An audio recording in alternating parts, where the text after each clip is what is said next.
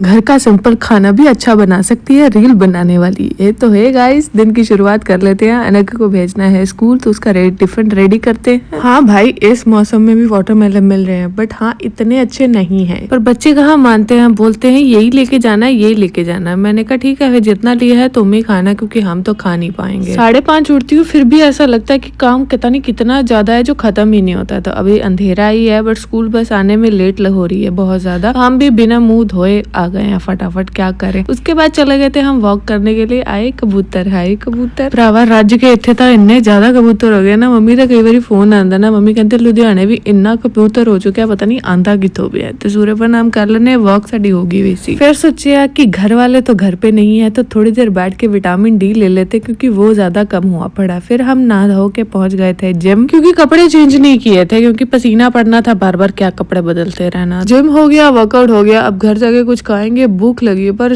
खाने के बाद सोई, और उसके बाद इतना बिजी हुई कि मैं रात को ही फ्री हुई। तो रात को चले गई अनघी को लेके। तो एक ना छोटू सा देखो क्या इतनी बड़ी जैकेट पहन के फुदक के पांडा की तरह घूम रहा है। तो बेचारी इसकी नैनी ने उसके पीछे भटक रही थी, उसको लेके। मैंने कहा चलो अच्छा, ये भी काम लगी हुई है। इसको काम लगना नहीं कहते, इसको क्यूटनेस बोलते हैं। बच्चे ऐसे करते बहुत ज्यादा अच्छे लगते हैं। तो ठंड बहुत थी, देखो भाई ये ना एक्चुअली मैंने ना हेड मास्क लगाया हुआ था, हेयर मास्क। फिर रात को मैं हेयर वॉश करके फिर मैं दोबारा जिम गई थी हैवी वर्कआउट करने, क्योंकि मैं सुबह सिर्फ क्लास लगाई थी, क्योंकि मुझे बहुत भूख लगी थी और मैं घर आ गई थी। उलिया तुम्हें सुधरा लग रहा होगा, क्योंकि मैं सोई नहीं थी रात को, जल्दी उठ गए थे, क्योंकि अनघे ना एयर पेन हो रहा था बहुत ज्यादा। पर सुबह वो ठीक था, इसलिए मैंने स्कूल भेज दिया। अभी हम रेडी होकर निकल रहे हैं, क्योंकि भाभी के यहाँ पूजा है, वो मुंबई से है। तो उनके यहाँ पता नहीं कौन सी माता है, उनके व्रत वो रखते थे, तो उसका उद्यापन करना था। उन्होंने कुमकुम तिलक, कुछ हल्दी कुमकुम, हाँ ये बोलते हैं। तो खाना उनके यहाँ भी था, खाना बहुत ज्यादा अच्छा था। ये था आलू मटर थे,